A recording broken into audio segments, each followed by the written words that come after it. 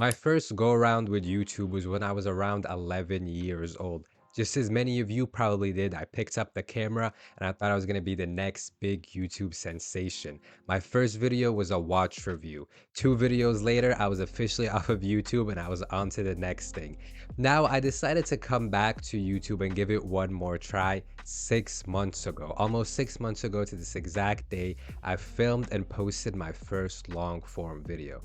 This time around, I didn't put pressure on myself. I told myself I was simply going to grab a camera and record whatever came to my mind. I didn't give myself a timeline for when I wanted to hit 1,000 subscribers. I didn't put virtually any pressure on myself. I was in it for the long run. I was enjoying the process and I was creating content. Fast forward to 20 days ago. Up until this point, nothing had really happened. My most viewed video had about 50, 60 views. I had around 80, 90 subscribers. And over the past 20 days, I was able to go from 90 subscribers to now 1,000 subscribers. I've taken these past couple of days to reflect on what led to such a sharp and sudden growth in my YouTube channel. And I want to break down every single thing that I discovered in this video. I'm gonna keep this real, just like I keep all my other videos real. It's gonna be authentic. I'm not gonna tell you to look at your analytics and post videos that are this length or to try to trick the algorithm this way or the other. This is gonna be real talk. So sit back, relax, open up your ears, and get ready to learn how you can grow your YouTube channel. So starting with number one, and this is one of the main things I set out for myself when I first started. I didn't give myself too many goals. I didn't give myself deadlines or timelines, but the main thing that I wanted to work on is to put in as many reps as possible. I knew that creating content and speaking to the camera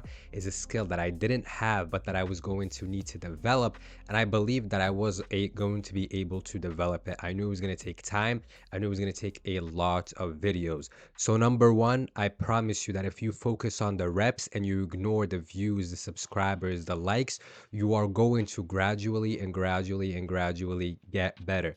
Now, is there a specific amount of times you need to post a week? There isn't really an exact number. I would say as much as possible. Because you know what, guys? No one is going to watch those first couple of videos. No one watched any of my first 50 long form YouTube videos. They got up to 10 views, I think was the most viewed one. So put aside all the worries. Oh, what is everyone going to think? Oh, what if I suck? Of course you are going to suck. That is like someone who never works out thinking, oh, I need to have the perfect workout plan before I can actually start working out. No, you just need to get your ass in the gym. The same way with YouTube. You don't need a fancy setup. You don't need a fancy mic. You don't need to study the YouTube algorithm for weeks. You simply need to get a camera, maybe even use your phone if you have a phone with a lot of storage, decent video quality, and just record day in and day out. Because I guarantee you guys, if you post 3 to 4 5, even 7 videos per week, you're going to get so much better in 1 month versus the person who is going to focus on perfection, who is going to focus on quality when first started out. They're going to post 4 videos that first month because they're going to do the whole I only post 1 video a week. Their first month, they're going to have 4 videos. You, on the other hand, you're going to have 28 if you post every single day. You've just jump started your progress fivefold in such a short amount of time. So number one, put in the reps, forget the quality, forget the analytics, forget the algorithm. It's all about developing the skill of speaking to the camera. Go back and watch my first YouTube video and compare it to this one.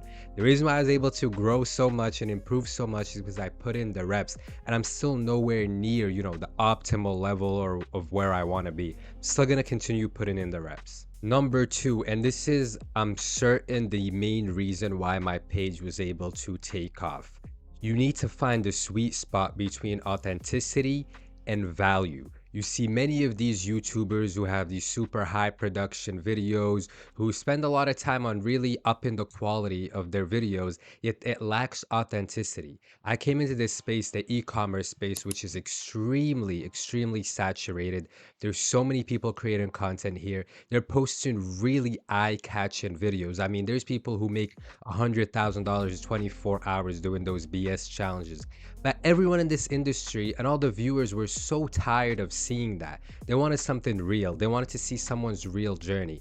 And this is why I believe that documenting your journey to success, no matter what field it may be, for me, it was e-commerce. For you, it can be in fitness. It can be in turning into a marathon runner. Document the whole entire process. Now, while you're documenting and you're posting these videos, it's highly unlikely that people are actually going to tune in and watch them. However, once you get that first video where you accomplish something great, and that video is most likely going to be the one that takes off, people are going to be able to go back and watch your whole entire journey. And this is what is going to set you apart from everybody else in your niche or in your genre, no matter how saturated it is. The main thing with my journey is I'd speak to people during my consultations, or I'd see people in the comments saying, I saw myself in you during this journey. They go back to my day one video and they see how I was struggling. How I was like, man, I got no visitors to my site today. I got no sales for the first week. And they're gradually seeing me grow. And as they start their own journey, they can follow along in the same path. It's about being as relatable as possible while also giving as much value as possible. Now, be relatable and be authentic. Just be your true self. You're not really as different as you may think you are, right? If you want to become a marathon runner, there's probably going to be so many guys and girls out there who are doing the same training, who have the same goal.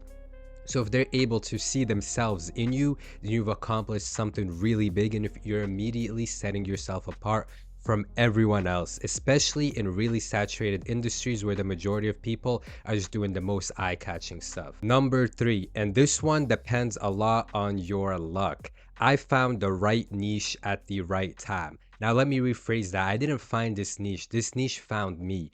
Going back to point number 1, where I told you guys you need to create as much content as possible. Make it about the randomest topics. Make it about anything that's going on in your life. This way, the right niche is going to find you. Just go through all my YouTube videos. I made content about men's hair loss and how I was regrowing my hair. I made content about how to balance working a 9 to 5 and staying fit. I made content about fitness. I just did everything that was going on in my life until eventually I stumbled upon TikTok Shop. It was a new e-commerce venture that I was going to embark on. So I said, you know what? Just like I did with everything else, I'm going to document this as well and create content on it. Now, this happened at the right time because many people are being interested now in TikTok Shop. They want to learn more about it. So who did they find? They came across my channel. And because I did everything that I told you guys previously, I increased my volume, I documented my journey, and I was authentic and provided value at the same time, I was able to hit the right niche at the right time, and people truly got value from my content and also were able to go back and watch my whole journey. And this right here was what helped me tremendously.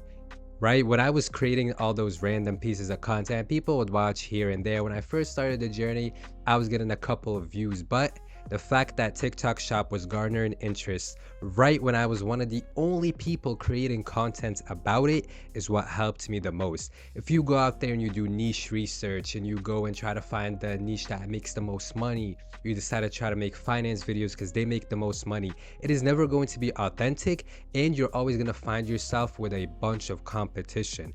And the thing is, you're never going to be able to set yourself apart because you don't actually love that content that you're making. You're doing it for the money, you're doing it for the views. There's gonna be no authenticity. At one point, you're gonna get bored of it, you're gonna get tired of it, and you're gonna move away from it. And then you're gonna jump to another niche, and then another niche. So my recommendation to letting the perfect niche find you is to just create as much content as possible and make it centered around things that are going on in your life. This way, you can also tick off the authenticity box and the value box. You don't need to be an expert in a field before you start creating content about it. You just need to be a few steps ahead. And as you continue to educate yourself on the field and you continue to put practice in it, you're going to be a few steps ahead of the person who is watching you. Right? I think one of the main reasons people are able to relate to me is because I'm not a multi-millionaire. I didn't create a video like, hey, this is how I made 200,000 overnight on TikTok Shop. I showed a very real, a very genuine, a very authentic journey. People watched it, they saw themselves in me, and they're like, you know what? I trust this guy. You want to be able to build trust, especially when you're creating content in niches that are no one trusts anymore. No one trusts any e-com guru. No one trusts these course sellers. Because guess what? They're all after your money. So you need to be just like the person who is watching you. Create content that you yourself would want to watch. Last but not least, and I think I did this right here very well, and this is something that most people miss time. I invested into my content at the right time. Let me explain that for you guys. When I first started out, I only started with a camera. The only investment I put into YouTube was buying a camera. The reason why I didn't film with my phone is because I don't have storage, and I didn't want to have a whole bunch of long videos on my phone and taking up my storage, and it would be a whole mess transferring them to the laptop. But anyways, the only investment I made was a $400 Panasonic G7 camera.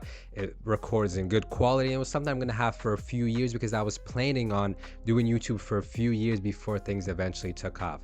Now, the mistake people make here is they make this huge investment into the page. They'll get a professional camera, professional lighting, professional microphone, professional editors, and professional thumbnail makers. However, their content is absolutely trash.